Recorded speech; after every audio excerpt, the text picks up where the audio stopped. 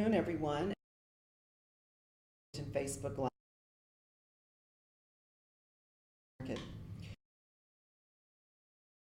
And our Parks and Recreation Director, Paula McDevitt. We hope this conversation will provide another opportunity for members of our community to discussion and offer input about the future of our beloved farmers market. As many of you know, the market was suspended 2 weeks ago out of concern for the safety of market patrons and vendors. During that time, we received several comments and questions through social media, calls to the mayor's office, online, and through Parks and Recreation. We'll be addressing some of those questions today, but we want to also invite you to post any additional questions that you might have, and we'll get to as many of those as time allows. As many of our viewers know, the topics of white nationalism and white supremacy have been front and center in both our local and national news. We certainly will not shy away from these discussions. However, the goal of the market has always been that it's a place where all community members can gather in a safe, entertaining, and inclusive environment to support growers and to provide fresh produce and flowers for our residents and visitors. So I want to start by asking Mayor Hamilton, before we dig into solutions for the market, can you address some of the most recent issues that we faced at the market?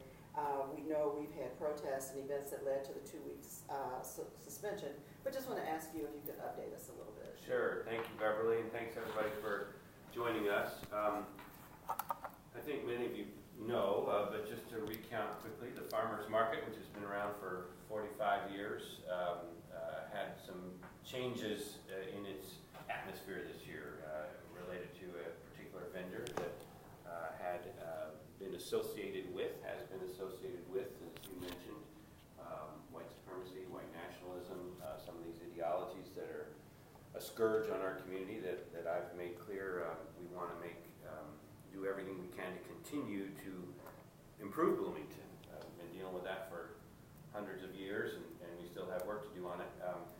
I suspended the market because really over a 2-week period, we just saw an escalation of tension, potential conflict. I mentioned when I suspended the market that plus the fact that we have guns in Indiana under law, there's very little we can do to control that. And second, the national atmosphere of bigotry and hatred that seems to be enabled were two factors that made us concerned. And my public safety officials said we're concerned about the direction it's going. So we hit the pause button, and we've been working for these 2 weeks to figure out how we move forward. Okay, great. So to date, we've hosted several public meetings to allow people to give their input and talk about their concerns. I know we've had market advisory board meetings, parks board meetings, a community forum about the legal implications of the market. But we also have, for the viewers, we also have a comment form that's available in the atrium of City Hall and also online at bloomington.in.gov/market. And always, if you have a concern about anything that's happening with city programs or initiatives, you can call the mayor's office at 349-3406 or email Mayor Hamilton at mayor@bloomington.in.gov. So we do want your input and your concerns. But as we're waiting on questions to come in, and we are encouraging you to post questions, as we're waiting on those to come in, Paula, can you give us some background on the market? I know I've been in Bloomington for about 20 years, and it's always one of my favorite summer events. Well, it's not even an event, it's just a piece of my summer life that happens. Absolutely.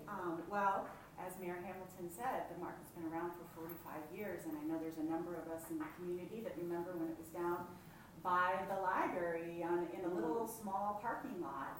And at the time, it started with 23 vendors. And when this site was remodeled and opened up, the parking lot was built with the market in mind. So that's why we have the nice awnings over the parking spaces and that. And we actually have room for 150 vendors. So, and we're not full, so there's still plenty of room. But absolutely, and it's evolved over the years. I personally have been involved with the market for over 18 years, and I think I've come to almost every market. But it is an event. It is definitely a wonderful place for our vendors and our prepared food vendors to come and sell and show their hard work and be supported. But it's also turned into events on the plaza and gathering spaces along the Beeline Trail, and people sit along the front of the terraces there here at City Hall and visit and gather, and it's become a really big community gathering space. And I know that people have their schedules, or they have, you know, how they work market and what vendors they visit, and then they get something to eat, and then they sit at this table and they gather, and it's something that they've counted on. So it's been an amazing program to be a part of all these years and to really see it grow into what it is today. So Mayor, you mentioned earlier, you know, that we've had a vendor that is allegedly involved in white nationalism, white supremacy. I know one of the questions that continues to come up is, why can't that vendor just be removed from the market? And I don't know which one of you want to address that. Yeah, that's a question. Again, you know, what we're trying to do is get ideas about how to respond to this. And certainly one of the ideas that we've heard quite a bit is say, well, just remove a vendor if a vendor is causing difficulty. And as Paula, as you said, this is a civic gathering space, and in civic gathering spaces we have a lot of history of people arguing, and we have political things, candidates, and we have issues and different advocacies that happen around the market, and that's been a real part of it. The question of whether a particular vendor can be removed has a couple angles to it, and Paula may want to add too. The first is there are vendor contracts and vendor agreements that we enter into each year where vendors agree to certain performance, that their farm has to be a certain kind of farm, they have to sell certain kinds of foods and that they grow and that kind of thing, and behave in certain ways in the market. And we can assure that people do comply with those agreements. And the vendor in question, we don't have current awareness of them violating the terms of the agreement. The other kind of angle of it is the First Amendment, because as a government, there's very strong, and good reason, strong protections against a government punishing or taking action against somebody based on what they believe. We've seen through our history where we've done that in very bad ways, and the First Amendment protects us all to believe lots of things, including things that we find terrible and totally inconsistent with the values of the vast majority of our community.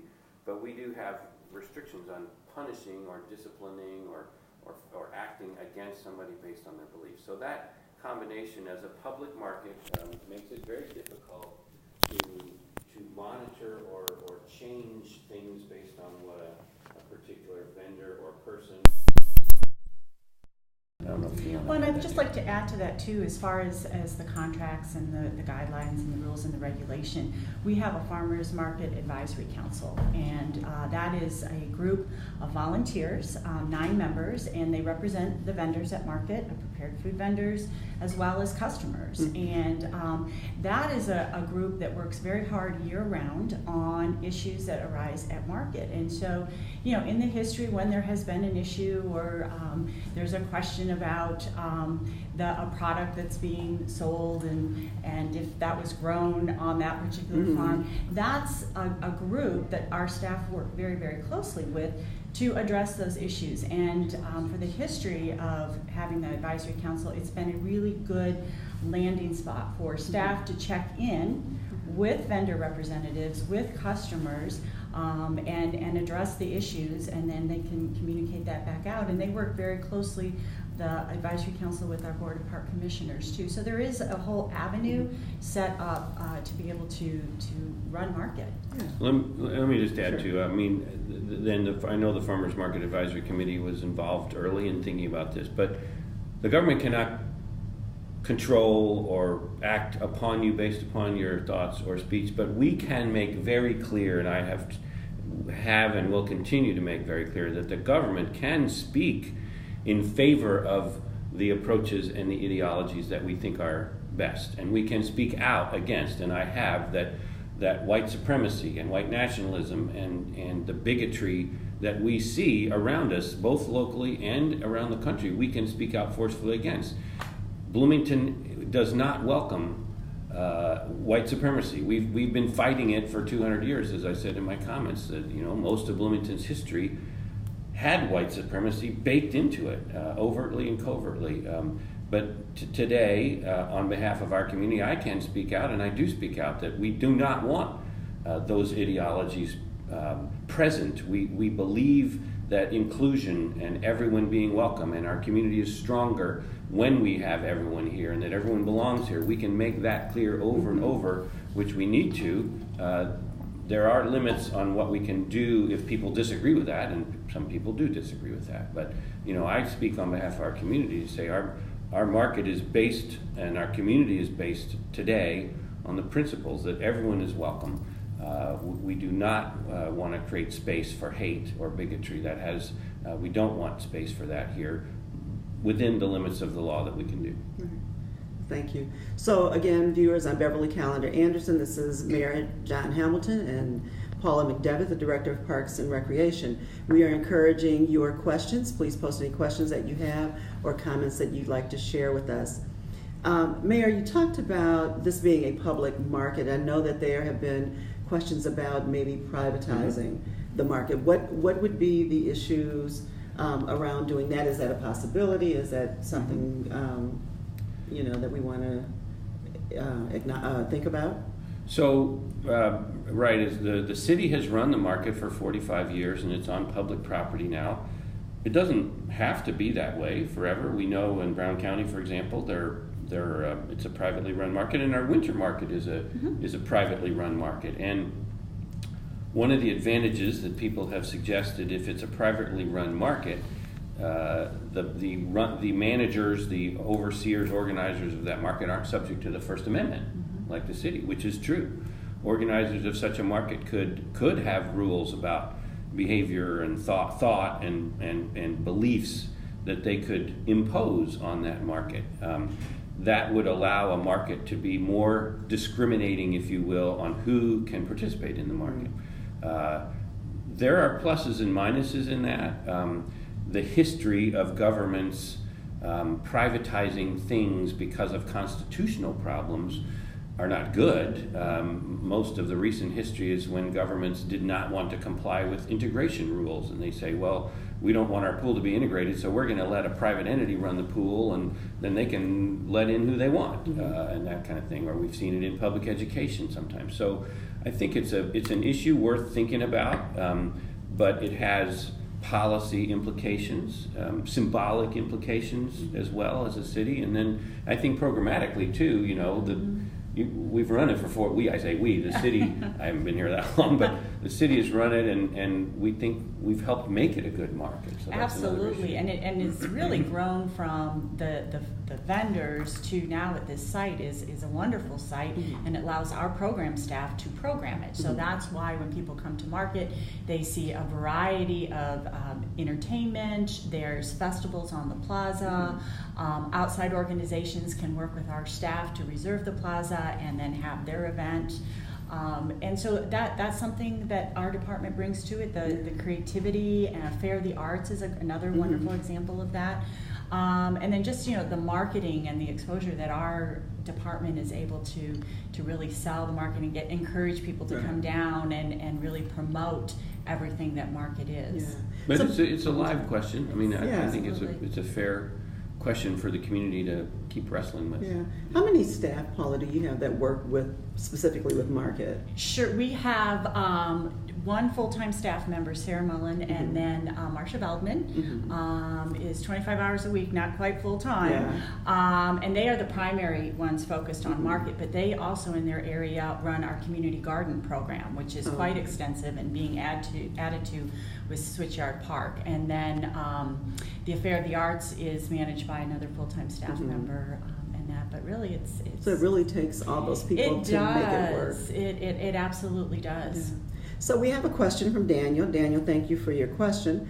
It says, do you feel it was fair to all the other market vendors to shut the market down over alleged radical views from one vendor?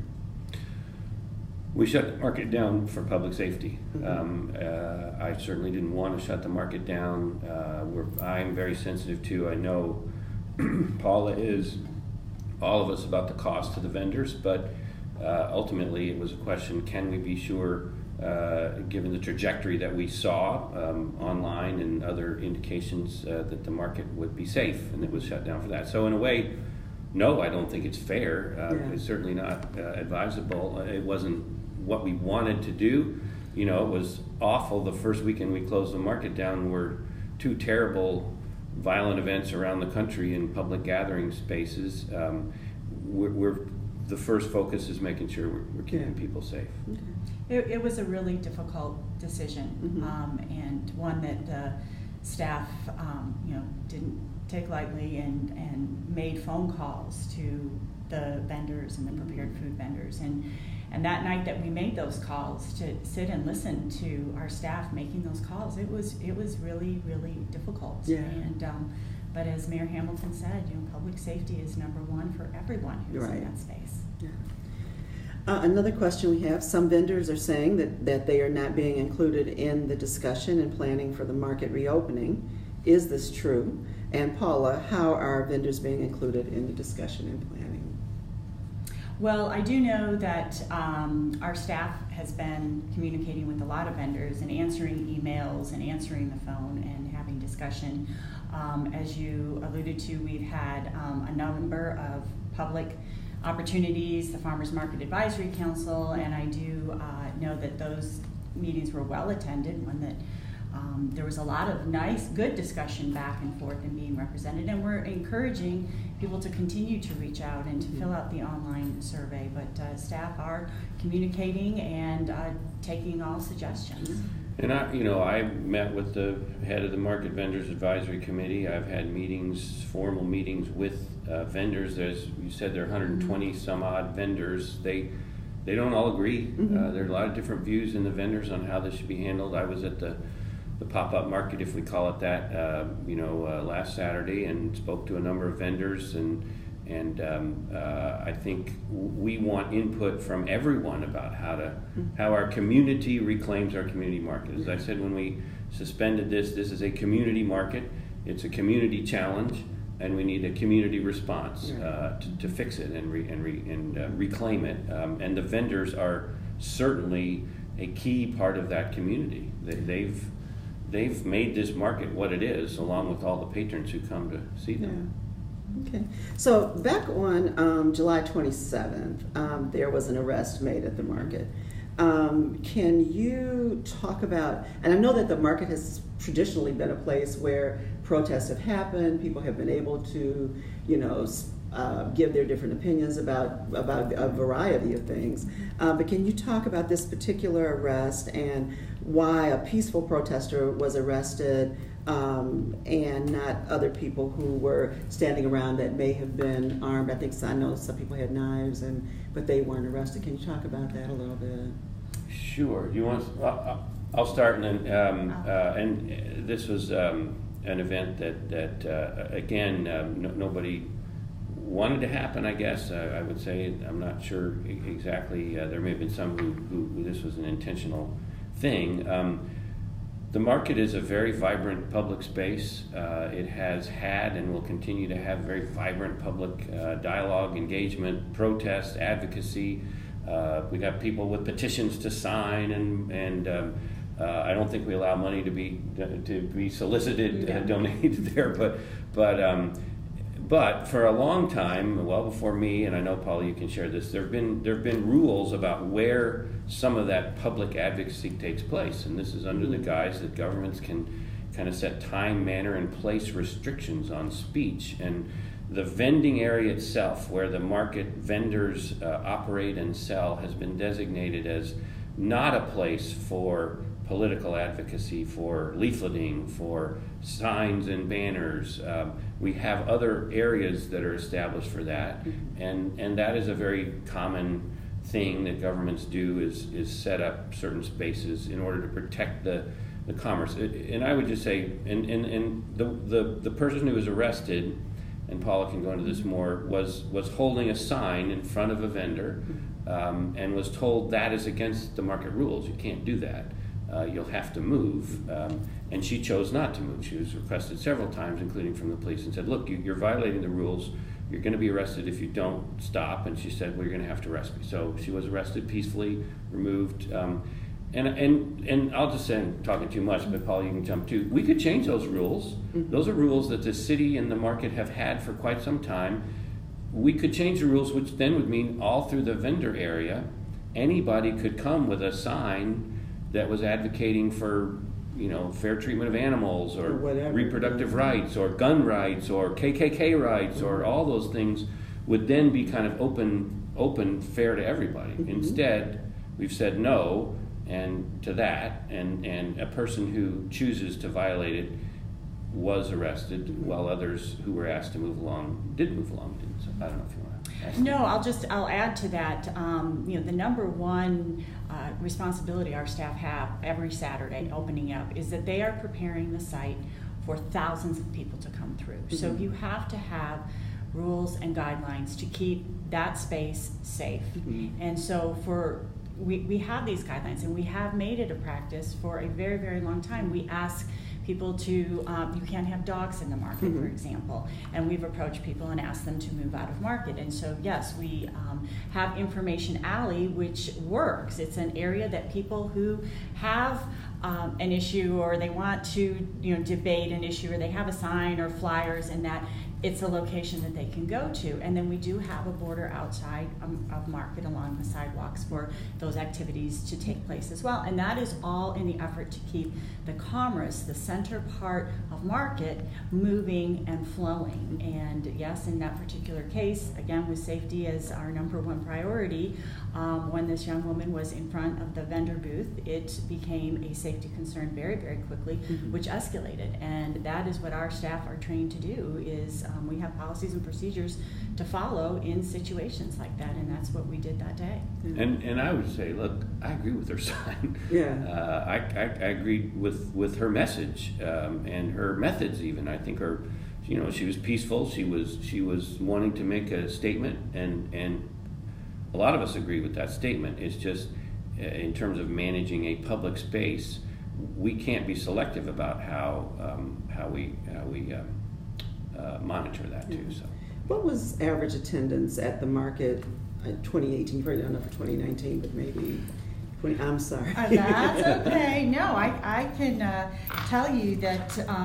Goodness, overall in July, let's just take the month of July. Last year, we were at close to 40,000 people in the 4 Saturdays that we had, and this year in July, we were at 19,000. So we've seen a dramatic drop off, and we do take attendance. We have a way of counting participants on the hour and we have seen just a significant. But even at the low number at 19, thinking about moving all those people through market and making sure it doesn't get too clustered and cluttered, is a big job. A lot of people. Even at our lowest, this in July was a little over 4,000 people. Yeah.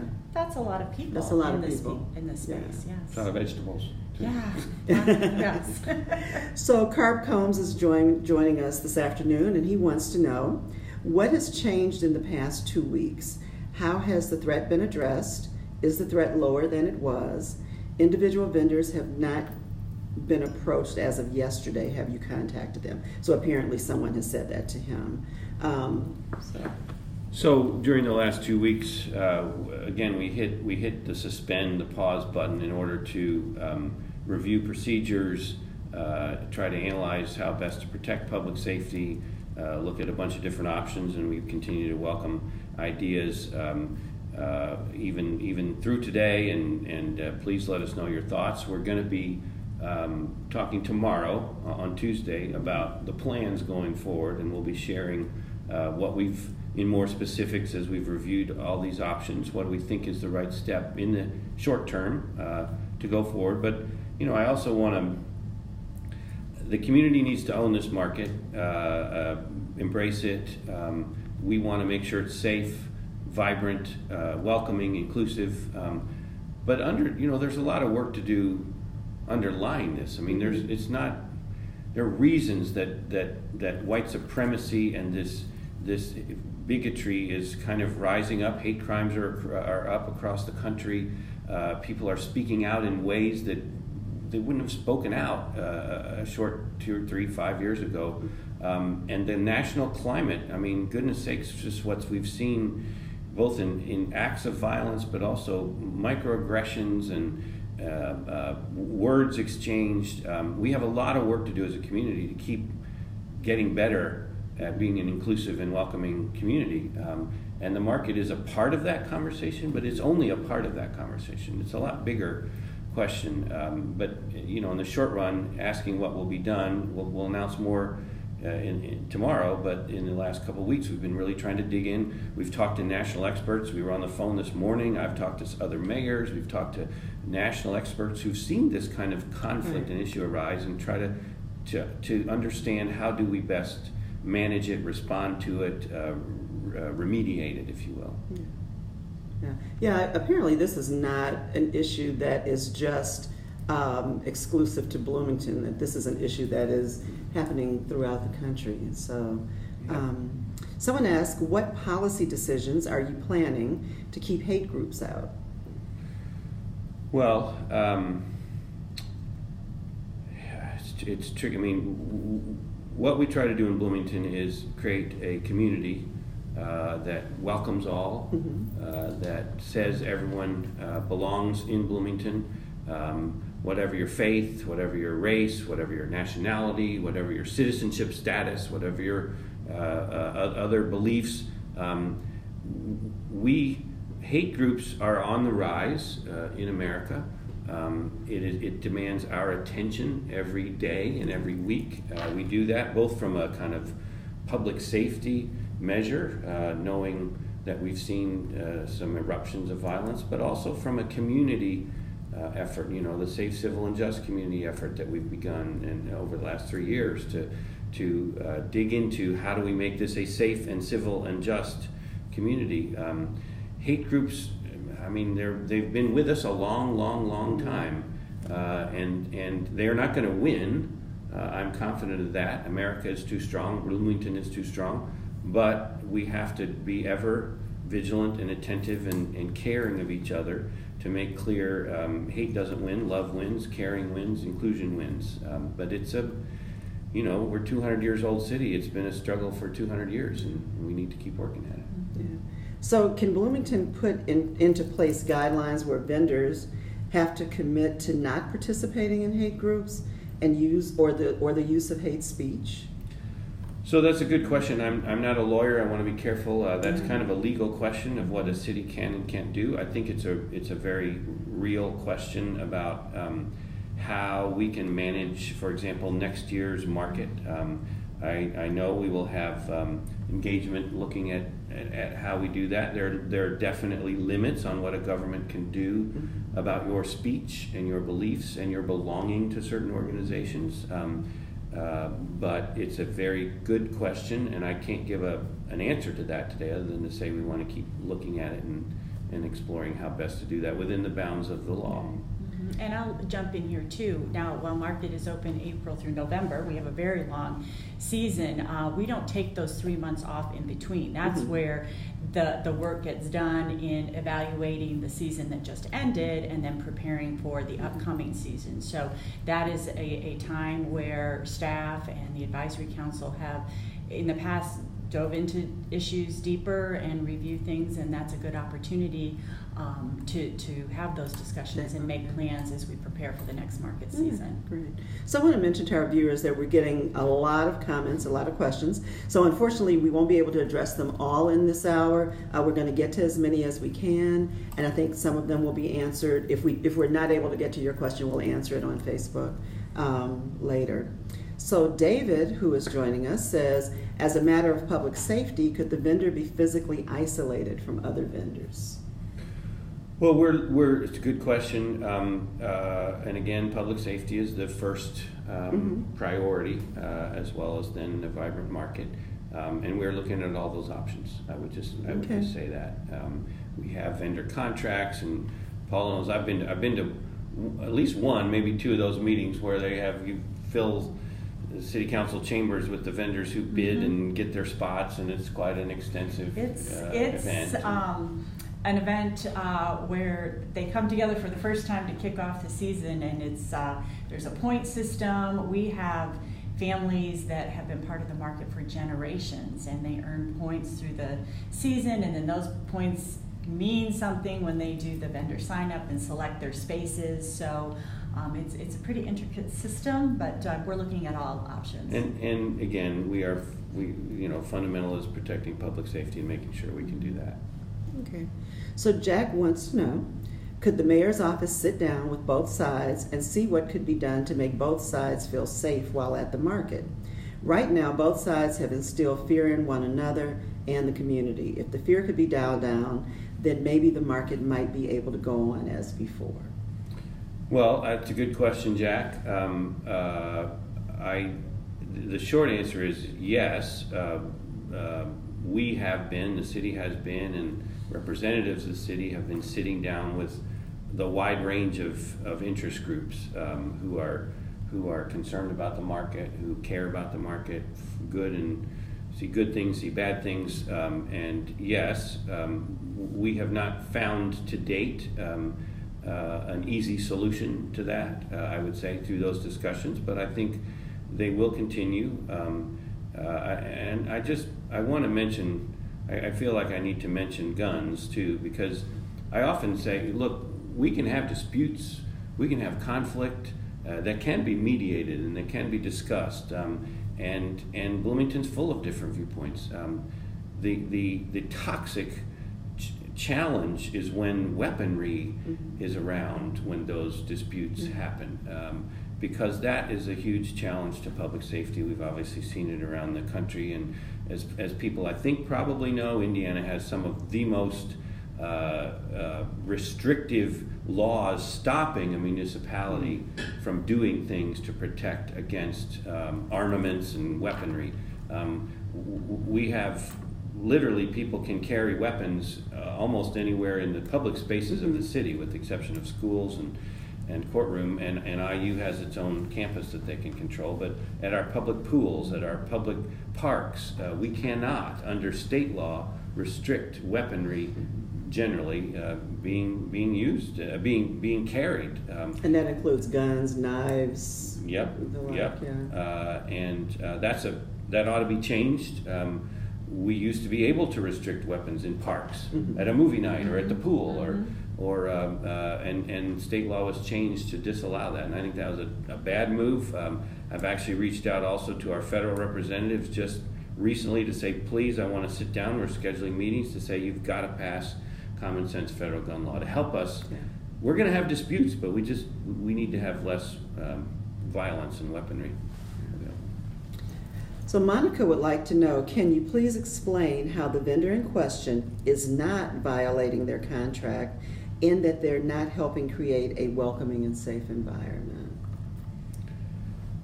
I'll start, and Paula, you know better than I do. The vendor contract focuses on what somebody is doing at the market, conduct at the market. We, under lots of interpretations, are not allowed to interpret somebody's views or beliefs as a rationale. Though, we're looking at that. It is fundamental that we have a welcoming market, that everybody knows they're welcome there and respected and treated fairly, and that the doors are wide open to everyone. And we are looking at that, but it's the vendor contract is what it is. If you want to add anything. No, it is. We reviewed it. We know what's in it, and we are not aware of anything that they are not that they've done that they've violated that. It focuses on conduct in the market. In the market itself. And we are, as Paula said, we're not aware of conduct that's violated it, but we certainly welcome information about any vendor. If people have information about how they've violated that, we want to know that. Okay. So we have a question from John asking if we expect people to come back to market with the 3%ers in attendance, and I would sort of expand on that question, because I think the 3%ers are scary to some people. Antifa may be scary to some people. Just any people, are anxious, and so one, do we expect people to come back, and how are we going to try to calm some of that anxiety? Well, thanks for the question. Yes, we'll be sharing more details tomorrow about that. Look, it's scary sometimes in public spaces these days. We read about events in this city or that city. I meet with mayors, and there seems like there's always another mayor standing up saying just what happened in their city and how they had to respond to it. On the other hand, one, America is safer today than it's been in a long time. It's a safe place to be, and Bloomington's very safe. And two, we cannot let a small minority of people take away our public spaces and our engagement with each other. One of the things that terrorists and some of these groups, and Mayor Buttigieg named it, it's domestic, homegrown terrorism, some of these efforts, and we cannot let them, in my view, take away our public spaces because we're concerned. We will be vigilant to protect public safety, but one of the main goals of this white supremacy and replacement theory, all this stuff, is to try to get us, the large population, afraid of each other or concerned that we can't be together, and we need to be in these spaces. And the market is a fundamental part of Bloomington's DNA, and the community needs to reclaim it, and the city's going to play our part, and then each of us needs to play a part to make this happen. And we want nothing more than for those the customers and those thousands who have come out to come back to market, to bring that heart and that energy back to this downtown space. Yeah. So, just an aside from the questions for a minute, I do want to give a shout out to the Growers Association. Tell me the name of it. Yes, the Monroe County Growers Association, who stepped up almost immediately after our announcement that we were taking a pause, and it just speaks to, again, the heart and soul of this community. There was no hesitation. It was, how can we help? And then as soon as that seed took place, everyone who wanted to help out and be part of that, and I know when I went to the market, to see people helping you park and their welcoming tent and all of that, there was just this connectivity that just happened, and it just happens in Bloomington. It's there, and I think we were all on board is to, okay, let's take that and make this market what it was and bring it back. But it was really meaningful to, I know, the vendors, prepared food vendors, to our market staff, through a really, really difficult time. And then, of course, to all the customers that came out. I mean, there was a line of traffic on every side of that location, and so that's really, really warms your heart. So that's been good. And I know that when the suspension was announced, there were all these individual people too calling, and I've got this space here and I've got this lot here, and immediately. The community, that's a great thing about the community, embraced, and we just need to carry that forward. I know they've been raising money online to help the vendors, and caring for the community, to each other, and that's what we want to see going forward, and remembering this is our market, this is the community's market. We can't let a small group of people hijack it, essentially, and so that's what we're going to be focused on. Great. And I'd also like to give a shout out to the Hoosier Hills Food Bank Farm to Family Fund Collaborative to support market vendors. They're another group that organized very quickly. That information is on our Bloomington Community Farmers Market website. You can click on there and get into that site.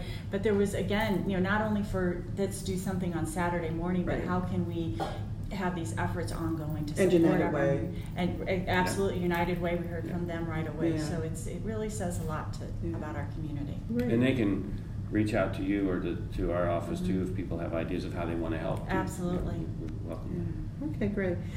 Forrest is joining us. Hey, Forrest. He wants to know what's going to be different.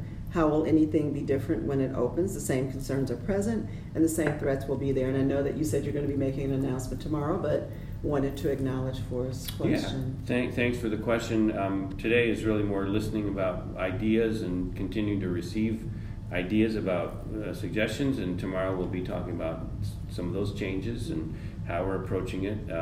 And I'll emphasize, tomorrow we'll talk about reopening the market, when and how, and some of those changes, but it's also going to be, we're not going to solve all these issues. There's a lot of long-term work to be done on this, as there has been, and serious efforts we all see in the newspaper and online that we're part of, that we have to deal with.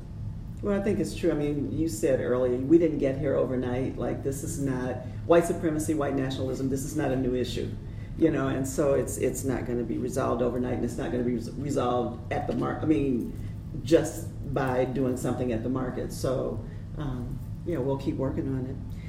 Is there anything, Paula, in the contract that can have a vendor removed for negatively influencing sales or disrupting business? No, there is not. It just talks about how a vendor must conduct themselves at their booth and conduct commerce in their space. Okay, but that's something as you're going through the summer you can reconsider. Absolutely. Thank you for that question, and it will absolutely be duly noted and looked at.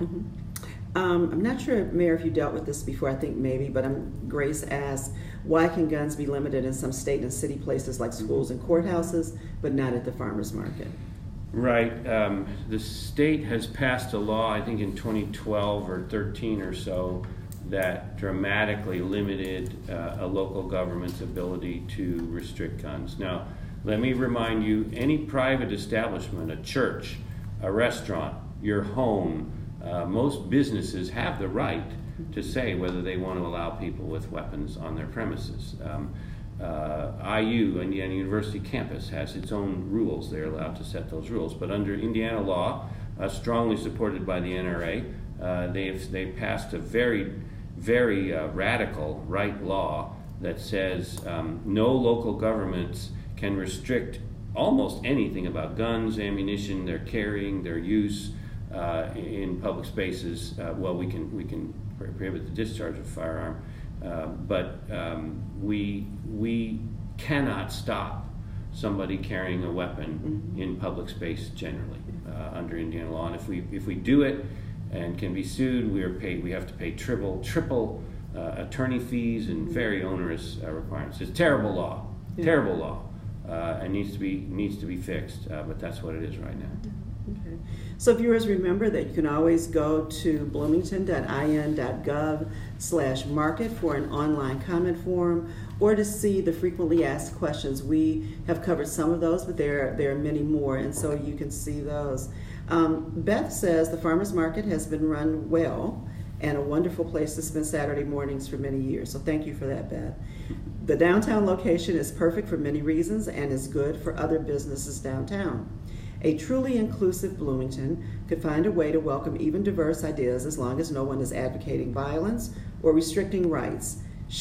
Beth hopes, that our city does not try to deny equal rights based on someone's thoughts that we may disagree with. So that was just a comment from Beth. Nice.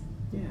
So I don't know if you have anything Well, to say. I appreciate that. I think there's a lot of good sentiment there. I do think the city is allowed to and should indicate that some types of thought we think are wrong.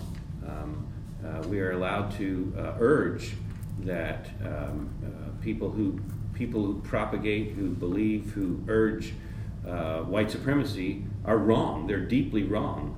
It's a scourge and a terrible ideology that's been in our country and that we're improving on. But that is a deeply wrong ideology, and our government is allowed to say that, and I'm allowed to say it, and I believe it. We are restricted in some ways on what we can do. If someone continues to believe that, they have the right to believe that, but the city can make very clear that ideology, which is part connected to some homegrown terrorism that's killed hundreds of people, that we can say that is wrong, and we don't want that ideology here, but we can't stop people who believe it from coming into our parks and doing things in our city. We can just try to persuade them and talk to them and make the progress that we've seen year by year, step by step in our communities. Okay. Well, Sarah wants to know if you can restrict vendors who are members of a terrorist organization. I don't know if Paula, that's a tricky legal question. Membership in an organization, I'm going to have to defer to the lawyers on that one. I mean, it's tricky. I guess I would say, when you hear one terrorist organization or one organization put in the name of another one that's very different from that, and make sure you feel the same way about how it should be treated. It's tricky in terms of membership, what exactly that means. We don't always know who members are. We don't know what that means. We don't know if that means you're an advocate for certain things. But it's a fair question. It's something governments are wrestling with all the time. And I can tell you the current application, we ask for the location of your farm and who your farm staff are that will be helping you at market, and what you'll be vending at market, and how you're growing that. We've been it's very centered around the commerce at market and what you're bringing to market, and it doesn't get into any of that. Anything that you do outside of market. No. Here's a question: is the vendor contract publicly accessible? Is that something? Yes, it's currently on our website. Okay, yes. So and that website is bloomington.in.gov/parks, and then Community Farmers Market. Okay. And I think even the main city page, there's a button you can click to get to the on the frequently asked questions as well. All those links are there. All right, great. Dave wants to know, well, he doesn't want to know, he just wants to say thanks for hosting this online. This is a great way to keep citizens in the loop and gather public comments. Thank you, Dave, and thanks for watching. One of the things, we keep saying that this is the market is a community market, and right now this is a community challenge, and that it's going to take community engagement to come up with the solutions that are effective and sustainable. And I just want to know if you all have any messages for those members of the community that want to be a part of this, and what they should be doing and how they should be responding. It not should be, because you can do whatever you want to do, but what would be helpful to the market staff, to the city, to have members respond? Well, I would say come back to market. Get your market baskets ready, and when we reopen, come back to market and participate and engage with our vendors, and engage with staff, and just be a presence and bring your energy and your friends and your neighbors with you. Great. Yeah, I agree with that. I appreciate this is a community. The more we deep dive into things, you realize how strong the love of community is here. The caring for each other. We're not perfect, and we're not unanimous in lots of things, but I share the sense of angst and frustration, or even stronger feelings that people look around the country and some of the dialogue that we see, and it's very painful and frustrating and disturbing and angering sometimes, and I get that, and I know that I and many of us want to respond by saying, how do I respond to that creatively? One thing is vote and get involved in politics and get involved in local organizations that try to make life better, either in your block or in your community, in your state, in your country, in your planet, and just be involved, pick up and do things that make things better. We have a lot of work to do in this community. Certainly, this racial conflict that has arisen in the market is very real. I mean, it's as I've said, this is, and not me to say it, but it's been a real issue to wrestle with, and we've made a lot of progress, but we have a lot of ways to go. I don't want to pretend that the white supremacy it's never going to prevail in the market, but it's also not going to be defeated in the market. The white supremacy is a long-standing challenge that we have to address, and I think keeping our perspective about what is it we want to fix, how do we fix it, and how do we make our community more inclusive. We're better today than we were 5 years ago, and we're way better than we were 50 years ago, and can't even recognize us compared to 100 years ago, and thank God for that. But everybody takes everybody in Bloomington stepping up, being kind to each other, being welcoming, making sure everybody feels they know they belong, no matter, as we've said, what you look like, who you pray to, who you love, all those things. Specifically about the market, I would offer that the Market Advisory Board and the Parks Board meetings are public meetings, that anybody can come, and I think there's room for public comment at both. Correct. If that's something that you want to do, there are also volunteer boards, and so if you would like to apply, to be on boards. I didn't clear that with Paula ahead of time. No, yes, you're correct. But if they want to apply to be on boards, that's something they can do as well. So Kimberly, who is a vendor, says, as a vendor, we need to know what the plans are for market this weekend. We have the right to know as soon as possible. We have perishable products. So Stay tuned. is there a plan for speaking with vendors? Absolutely. Stay tuned for that. I know that Marcia did send out the Market Beat newsletter to vendors late last week, and that will continue to be a vehicle that we'll use. Yes. Okay, great. Jackie, hi Jackie. She says, when is something going to be done so that life in Bloomington doesn't end up like Indy and Chicago? This used to be a quiet community where there was no drama, just selling the goods that were homegrown. Well, thanks for the question, though there was drama in Bloomington. There's always been drama in Bloomington. Sometimes maybe it's been under the table or been quiet, but Bloomington is the Bloomington we are today because people have fought to create more opportunity for women, for people of color, for people without a lot of means, and for finding places for people to live. People with disabilities. People with disabilities, and Bloomington will continue to evolve and become a better place, I hope, for people. The nostalgia of what we liked when we came here, when we first arrived, there is sometimes a sense of I like the community the way it was when I got here. But we have more people arriving every week to Bloomington, and that's a good thing. In fact, there's a few thousand arriving within a few yeah, that's true. Tens of thousands a few days, but that keeps Bloomington fresh, and that's kind of the American story too. That's one of the debates. There's kind of a strain in America these days. It's like, oh, let's go back to the old days, and that's not the right direction. We have to keep moving forward. Okay, so we've just got a little over 5 minutes left.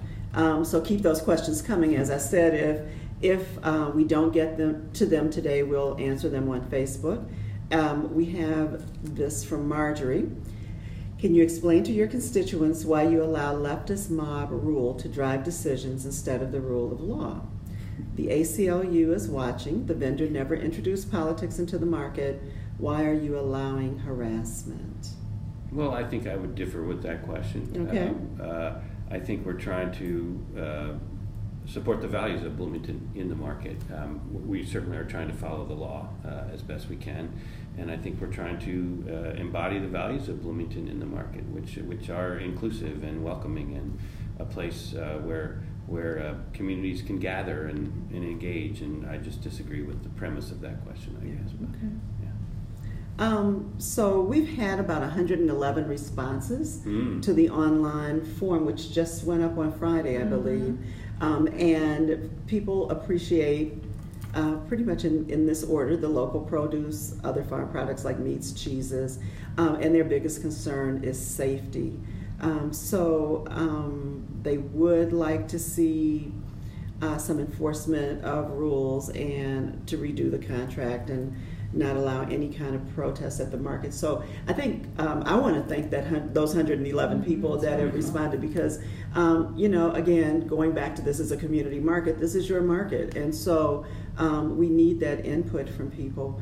And so I would ask people to continue to complete those online forms, continue to call in to the mayor's office. If you'd like to do the form in person, we have them in the atrium of City Hall.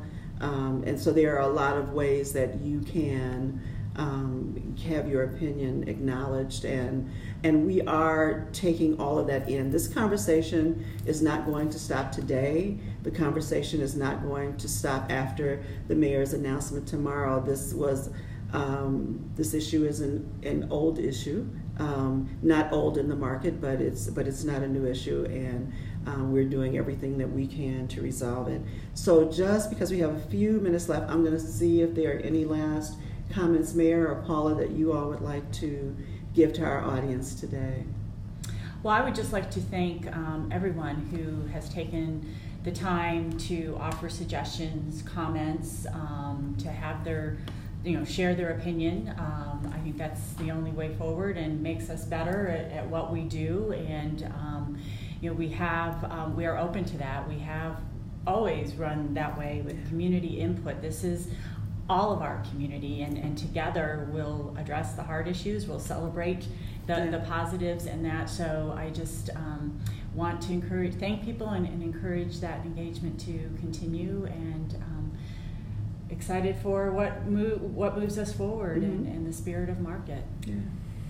Yeah, I thank you, Paula, for that, and Beverly, and I really do want to echo the thanks to the community. This, you know, I think I mentioned when we've been working on the safe, civil, and just community, I always remind us that safe and civil and just doesn't mean tranquil. Yeah, it doesn't. That's true. The community, cities are gatherings of people who, for centuries, have come together with different views, and it's where we work it out.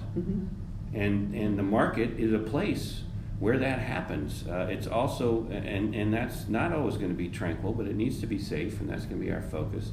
And it needs to be, it's also a place where we celebrate and come together to buy fresh food and to listen to music and to share ideas. And yes, sometimes that's challenging, and sometimes we run into people who have really bad ideas, and sometimes we run into people who have a new idea that moves us this or that way. And our community needs to embrace that. We can't let bigotry and hate prevail. It won't, but we need to make sure we welcome ourselves back together as a community to that community market, because it's the community that's going to reclaim it. And I look forward to that. And thanks everybody for your attention, and please keep the ideas coming.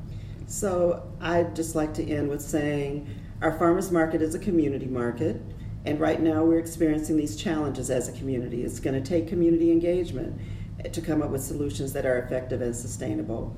So as I said before, this conversation isn't going to end today, and it likely will not end when the summer market ends. So continue to offer your input through the forums offered online or in the atrium of City Hall, by calling the mayor's office, or by attending the market advisory meeting and the Parks Board meeting. Bloomington is our community. It's not perfect, but we can come together to make it a place where we can live, work, play, and study together. So thanks for joining us today. Keep those comments coming. Hope to see you at the next Facebook Live event.